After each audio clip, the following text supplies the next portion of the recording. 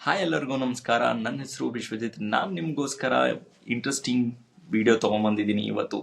ನನ್ನ ಚಾನಲಲ್ಲಿ ಇವತ್ತು ಜಾಬ್ ಅಪ್ಡೇಟ್ ನಾನು ಹೇಳ್ತಿಲ್ಲ.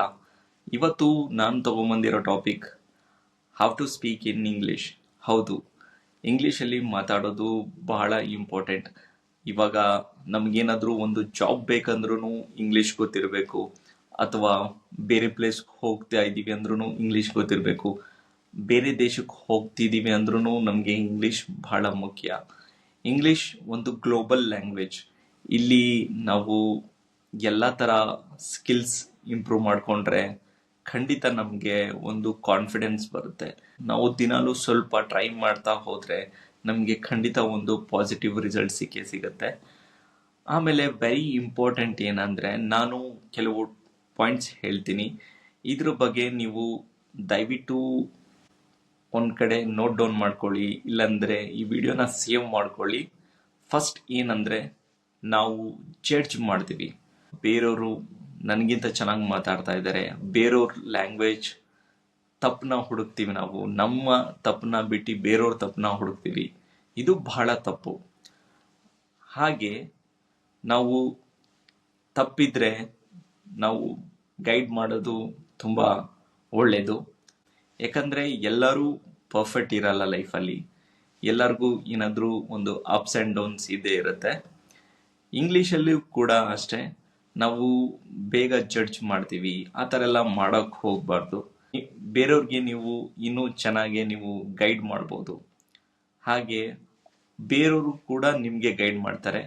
ಸೊ ಹಾಗಂತ ಯಾವುದನ್ನು ತಪ್ಪಾಗಿ ತಿಳ್ಕೊಬೇಡಿ. ಆಮೇಲೆ ಏನಂದರೆ, ಒಂದು ಫಿಯರ್ ಇರುತ್ತೆ ನಮ್ಮ ಹತ್ರ. ನಾನು ಇಂಗ್ಲೀಷ್ ಮಾತಾಡ್ತಾ ಇದ್ದೀನಿ, ನಾನು ಮಾತಾಡೋ ವರ್ಡ್ ಕರೆಕ್ಟಾ ತಪ್ಪಾ ಅಂತ ನಿಮಗೆ ಒಂದು ಫಿಯರ್ ಇರುತ್ತೆ. ಆ ಫಿಯರ್ ಹೇಗೆ ಹೋಗಬೇಕು ಅಂದರೆ, ನೀವು ಆದಷ್ಟು ಬೇರೆಯವ್ರ ಸರಿ ಕಾನ್ವರ್ಸೇಷನ್ ಮಾತಾಡಬೇಕು. ಅಥವಾ ನೀವು ಲಿಸ್ನಿಂಗ್, ಟಿ ವಿಯಲ್ಲಿ ನ್ಯೂಸ್ ಚಾನೆಲ್ ನೋಡಬೇಕು, ಇಂಗ್ಲೀಷ್ ನ್ಯೂಸ್ ಚಾನೆಲ್ ನೋಡಬೇಕು, ಏನು ಹೇಳ್ತಾ ಇದ್ದಾರೆ. ಬಹಳ ಇಂಪಾರ್ಟೆಂಟ್ ಏನಂದರೆ, ಲಿಸ್ನಿಂಗ್ ಸ್ಕಿಲ್ಸ್ ಬಹಳ ಇಂಪಾರ್ಟೆಂಟು. ಅವ್ರು ಏನು ಹೇಳೋಕ್ಕೆ ಪ್ರಯತ್ನ ಮಾಡ್ತಾ ಇದ್ದಾರೆ ಅಂತ ತಿಳ್ಕೊಳ್ಳಿ. ಇದರಿಂದ ಎಲ್ಲ ಏನಾಗುತ್ತೆ, ನಿಮಗೊಂದು ಈಸಿಯಾಗಿ ಅಂಡರ್ಸ್ಟ್ಯಾಂಡ್ ಆಗುತ್ತೆ. ಇಂಗ್ಲೀಷಲ್ಲಿ ನಾವು ಎಷ್ಟೊಂದು ವರ್ಡ್ಸ್ ಯೂಸೇ ಮಾಡಲ್ಲ. ಎಕ್ಸಾಂಪಲ್, ಯಾಕಂದರೆ ಆಲ್ಫಾಬೆಟ್ ಲೆಟರ್ಸ್ Z ತಗೊಳ್ಳಿ, ಆಮೇಲೆ J ತಗೊಳ್ಳಿ, U ತಗೊಳ್ಳಿ, ಇದನ್ನೆಲ್ಲ ನಾವು ಯೂಸೇ ಮಾಡಲ್ಲ. Very simple. English is very simple language. But ಏನಂದರೆ, ಒಂದೊಂದು ಸಲ ನಮಗೆ ಮೀನಿಂಗ್ ಗೊತ್ತಿಲ್ಲ ಅಂದರೆ ತುಂಬ ಹಾರ್ಡ್ ಅನಿಸುತ್ತೆ ಅಲ್ವಾ? ಸೊ ಹಾಗಾಗಿ ಏನಂದರೆ, ಆದಷ್ಟು ನಾವು ಸಿಂಪಲ್ ವರ್ಡ್ಸ್ನ ಯೂಸ್ ಮಾಡೋಕ್ಕೆ ಟ್ರೈ ಮಾಡಿದ್ರೆ ಇಂಗ್ಲೀಷ್ ನೀವು ಸುಲಭವಾಗಿ ಕಲಿಬೋದು. ನಾನು ಕೂಡ ಇಂಗ್ಲೀಷಲ್ಲಿ ಪರ್ಫೆಕ್ಟ್ ಇಲ್ಲ, but I speak very good English. ಯಾಕಂದರೆ ನಾನು ಪ್ರಾಕ್ಟೀಸ್ ಮಾಡ್ತೀನಿ ಎವ್ರಿಡೇ. ಹಾಗೆ ಏನೇನು ನಡೀತಾ ಇದೆ ನನ್ನ ಸುತ್ತಮುತ್ತ ಅನ್ನೋದನ್ನೆಲ್ಲ ನಾನು ಇಂಗ್ಲೀಷಲ್ಲಿ ಯೋಚನೆ ಮಾಡ್ತೀನಿ. ನೀವು ಕೂಡ ಈ ರೀತಿ ಮಾಡೋದ್ರಿಂದ ನಿಮ್ಮ ಲ್ಯಾಂಗ್ವೇಜ್ ಇಂಪ್ರೂವ್ ಆಗುತ್ತೆ. ಆಮೇಲೆ ವೆರಿ ಇಂಪಾರ್ಟೆಂಟ್ ಏನಂದರೆ, ನೀವು ಕಂಪ್ಯಾರಿಸನ್ ಮಾಡ್ಕೋಬಾರ್ದು. ನೀವು ಕಂಪ್ಯಾರಿಸನ್ ಯಾವಾಗ ಮಾಡ್ಕೋತೀರಾ ಆವಾಗ ನಿಮಗೆ ಸೆಲ್ಫ್ ಕಾನ್ಫಿಡೆನ್ಸ್ ಡೌನ್ ಆಗುತ್ತೆ.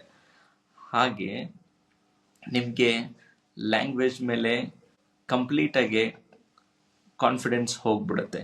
ಸೊ ಹಾಗಾಗಿ ಬೇರೆಯವ್ರ ಜೊತೆ ನೀವು ಕಂಪ್ಯಾರಿಸನ್ ಮಾಡ್ಕೋಬೇಡಿ. ಅವರು ನಿಮಗಿಂತ ಚೆನ್ನಾಗಿ ಮಾತಾಡಿದ್ರೆ ಖುಷಿಯಾಗಿ, ಅಥವಾ ಅವರು ನಿಮಗಿಂತ ಚೆನ್ನಾಗಿ ಮಾತಾಡಿಲ್ಲ ಅಂದರೆ ನೀವು ಅವ್ರಿಗೆ ಗೈಡ್ ಮಾಡಿ. ಇದರಲ್ಲಿ ತಪ್ಪೇನಿಲ್ಲ. ಬಟ್ ಏನಂದರೆ, ನೀವು ಯಾವತ್ತೂ ಕಂಪ್ಯಾರಿಸನ್ ಮಾಡ್ಕೊಳಕ್ಕೆ ಹೋಗಬೇಡಿ. ಲೈಫಲ್ಲಿ ನೀವು ಮುಂದೆ ಬರಬೇಕು ಅಂದರೆ ಕಂಪ್ಯಾರಿಸನ್ ಮಾಡೋದನ್ನ ಬಿಟ್ಬಿಡಿ. ಆಮೇಲೆ ಏನಂದರೆ, ವೆರಿ ಇಂಪಾರ್ಟೆಂಟ್ ಏನಂದರೆ, ಪ್ರಾಕ್ಟೀಸ್ ಮೇಕ್ಸ್ ಪರ್ಫೆಕ್ಟ್ ಅಲ್ವಾ? ಸೊ ಹಾಗಾಗಿ ನೀವು ಪ್ರತಿದಿನ ನಿಮ್ಮ ಫ್ಯಾಮಿಲಿ ಮೆಂಬರ್ಸ್ ಜೊತೆ ಇಂಗ್ಲೀಷಲ್ಲಿ ಮಾತಾಡಿ. ಟೀ ಟೈಮಲ್ಲಿ, ಅಥವಾ ನಿಮ್ಗೆ ಯಾವಾಗಾದರೂ ಊಟದ ಟೈಮಲ್ಲಿ, ಯಾವಾಗ ಎಲ್ಲರಿಗೂ ಫ್ರೀ ಟೈಮ್ ಸಿಗುತ್ತೋ ಅವ್ರ ಜೊತೆ ಎಲ್ಲ ಕಾನ್ವರ್ಸೇಷನ್ ಮಾತಾಡಿ. ಸೊ ಇದರಿಂದ ಏನಾಗುತ್ತೆ, ನಿಮಗೊಂದು ಪಾಸಿಟಿವ್ ರಿಸಲ್ಟ್ ಕೂಡ ಸಿಗುತ್ತೆ. ಹಾಗೆ ನಿಮಗೆ ಒಂದು ಒಳ್ಳೆ ಎನರ್ಜಿ ಬೂಸ್ಟ್ ಆಗುತ್ತೆ. ನಾನು ಮಾತಾಡ್ತೀನಿ, ಆ ಥರ ಎಲ್ಲ ನಿಮಗೊಂದು ಒಳ್ಳೆ ಸೆಲ್ಫ್ ಕಾನ್ಫಿಡೆನ್ಸ್ ಬರುತ್ತೆ.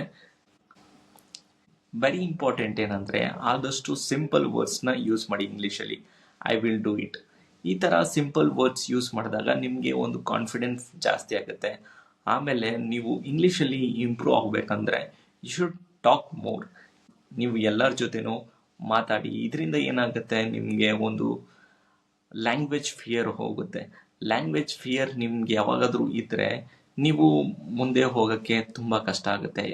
ಯಾಕಂದರೆ ಲೈಫಲ್ಲಿ ನಿಮಗೆ ಯಾವ ಥರ ಸಿಚುವೇಶನ್ಸ್ ಬರುತ್ತೆ ಅಂತ ಹೇಳೋಕ್ಕಾಗಲ್ಲ.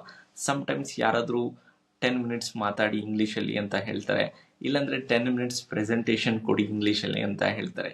ಆವಾಗ ಏನಾಗುತ್ತೆ, ನಿಮಗೊಂದು ಫಿಯರ್ ಇರುತ್ತೆ.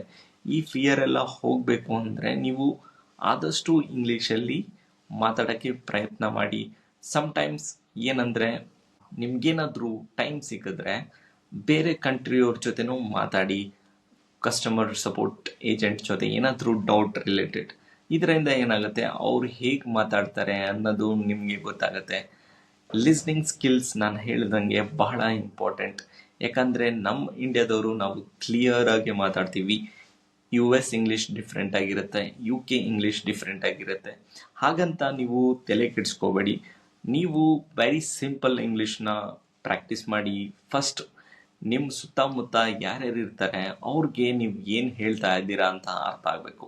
ನಿಮ್ಮ ಗೋಲ್ ಏನಂದರೆ, first I should speak in English. ಈ ಥರ ಸಿಂಪಲಾಗಿ ನನ್ನ ಸುತ್ತಮುತ್ತ ಯಾರ್ಯಾರಿದ್ದಾರೆ ಅವ್ರಿಗೆ ನಾನು ಮಾತಾಡೋದು ಅರ್ಥ ಆಗಬೇಕು. ಇದು ಬಹಳ ಇಂಪಾರ್ಟೆಂಟ್. ಹಾಗೆ ಇನ್ನೂ ಹಲವಾರು ವಿಷಯ ಏನಂದರೆ, ನಿಮ್ಗಿನ್ನೊಂದು ಟಿಪ್ ಹೇಳ್ತೀನಿ. ನೀವು ಪ್ರತಿದಿನ ಏನೇನು ಮಾಡಿದ್ರಿ, ಎಲ್ಲಿ ಹೋಗಿದ್ರಿ, ಆಫೀಸಿಂದ ಯಾವಾಗ ಮನೆಗೆ ಬಂದ್ರಿ, ಆಫೀಸಲ್ಲಿ ಏನು ಮಾಡ್ತೀರಿ, ಏನು ಕಲ್ತ್ರಿ, ಇದನ್ನೆಲ್ಲ ಒಂದು ಬುಕ್ಕಲ್ಲಿ ಬರ್ದಿಕ್ಕಿ. ನಿಮಗೆ ಬರೆಯೋಕ್ಕೆ ಟೈಮ್ ಆಗಿಲ್ಲ ಅಂದರೆ ನಿಮ್ಮದು ಮೊಬೈಲಲ್ಲಿ ವಾಯ್ಸ್ ರೆಕಾರ್ಡರಲ್ಲಿ ಓಪನ್ ಮಾಡಿ ರೆಕಾರ್ಡ್ ಮಾಡಿಕೊಳ್ಳಿ. ಇದರಿಂದ ಏನಾಗುತ್ತೆ, ನಿಮ್ಮದು ಲ್ಯಾಂಗ್ವೇಜ್ ಕೂಡ ತುಂಬ ಇಂಪ್ರೂವ್ ಆಗುತ್ತೆ. ಹಾಗೆ ನಿಮಗೆ ಒಂದು ಇನ್ನೂ ನಾನು ಕಲಿಬೇಕು ಅಂತ ಒಂದು ಮೈಂಡ್ ಸೆಟ್ ಬರುತ್ತೆ. ಇದು ಬಹಳ ಇಂಪಾರ್ಟೆಂಟ್. ದಯವಿಟ್ಟು ಇದನ್ನು ಪ್ರಾಕ್ಟೀಸ್ ಮಾಡಿ. ಹಾಗೆ ವೆರಿ ಇಂಪಾರ್ಟೆಂಟ್ ಏನಂದರೆ, ನೀವು past tense, present tense, future tense ಬಗ್ಗೆ ಎಲ್ಲ ಸ್ವಲ್ಪ ತಿಳ್ಕೊಳ್ಳಿ. ಪಾಸ್ಟ್ ಟೆನ್ಸಲ್ಲಿ ಯಾವ ವರ್ಡ್ನ ಯೂಸ್ ಮಾಡ್ತಾರೆ, ಪ್ರೆಸೆಂಟ್ ಟೆನ್ಸಲ್ಲಿ ಯಾವ ವರ್ಡ್ ಯೂಸ್ ಮಾಡ್ತಾರೆ, ಫ್ಯೂಚರ್ ಟೆನ್ಸಲ್ಲಿ ಯಾವ ವರ್ಡ್ಸ್ನ ಯೂಸ್ ಮಾಡ್ತಾರೆ, ಇದರದ್ದು ಬೇಸಿಕ್ ನಾಲೆಜ್ ತಿಳ್ಕೊಳ್ಳಿ. ಇದರಿಂದ ಏನಾಗುತ್ತೆ, ನಿಮಗೆ ಸೆಂಟೆನ್ಸ್ ಫಾರ್ಮೇಷನ್ ಬಹಳ ಸುಲಭ ಆಗುತ್ತೆ.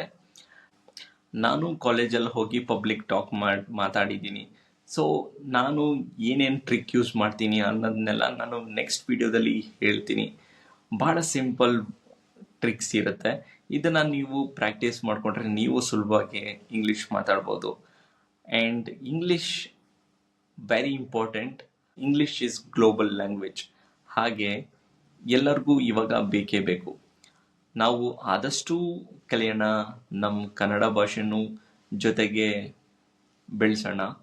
ಹಾಗೆ ಪ್ರತಿದಿನ ನೀವು ನಿಮ್ಮ ಮಕ್ಕಳಿಗೆ ಇಂಗ್ಲೀಷು ಹೇಳ್ಕೊಂಕೊಡಿ, ಕನ್ನಡನೂ ಹೇಳ್ಕೊಂಕೊಡಿ. ಒಂದೇ ಲ್ಯಾಂಗ್ವೇಜ್ ಮೇಲೆ ನೀವು ಇದು ಮಾಡೋಕ್ಕೆ ಹೋಗಬೇಡಿ. ಫಸ್ಟ್ ಮದರ್ ಟಂಗ್ ಇಸ್ ಭಾಳ ಇಂಪಾರ್ಟೆಂಟ್. ಹಾಗಂತ ಚಿಕ್ಕ ಮಕ್ಕಳಿಗೆಲ್ಲ ಫೋರ್ಸ್ ಮಾಡೋಕ್ಕೆ ಹೋಗಬೇಡಿ. ಅವ್ರಿಗೆ ಕಲಿತಾರೆ, ಎಲ್ಲರಿಗೂ ಟೈಮ್ ಬೇಕೇ ಬೇಕು ಅಲ್ವಾ. ಒಂದೇ ಸಲ ಯಾರಿಗೂ ಕಲಿಯೋಕ್ಕಾಗಲ್ಲ. ನನ್ನ ನೆಕ್ಸ್ಟ್ ವಿಡಿಯೋದಲ್ಲಿ ನಾನು ಇನ್ನೂ ಇಂಟ್ರೆಸ್ಟಿಂಗ್ ಟಿಪ್ಸ್ ಎಲ್ಲ ಹೇಳ್ತೀನಿ. ಹಾಗೆ ಈ ವಿಡಿಯೋನ ಬೇರೆಯವ್ರಿಗೂ ಶೇರ್ ಮಾಡಿ. ಯಾರು ಇಂಗ್ಲೀಷ್ ಕಲಿಬೇಕು ಅಂತ ಅಂದ್ಕೊಂಡಿರ್ತಾರೆ ಅವ್ರಿಗೆಲ್ಲನೂ ಶೇರ್ ಮಾಡಿ. ಫಸ್ಟ್ ನಿಮ್ಮ ಗೋಲ್ ಏನಂದರೆ, ಇಂಗ್ಲೀಷಲ್ಲಿ ಮಾತಾಡೋಕ್ಕೆ ಟ್ರೈ ಮಾಡಿ, ಬೇರೆಯವ್ರ ಜೊತೆ ಮಾತಾಡಿ. ಇದರಿಂದ ಏನಾಗುತ್ತೆ, ನಿಮ್ಮ ಕಾನ್ಫಿಡೆನ್ಸ್ ತುಂಬಾ ಇನ್ಕ್ರೀಸ್ ಆಗುತ್ತೆ. ನಾನು ನೆಕ್ಸ್ಟ್ ವಿಡಿಯೋದಲ್ಲಿ ಮತ್ತೆ ಸಿಗ್ತೀನಿ. Stay fit, stay healthy. Jai Hind. Thank you.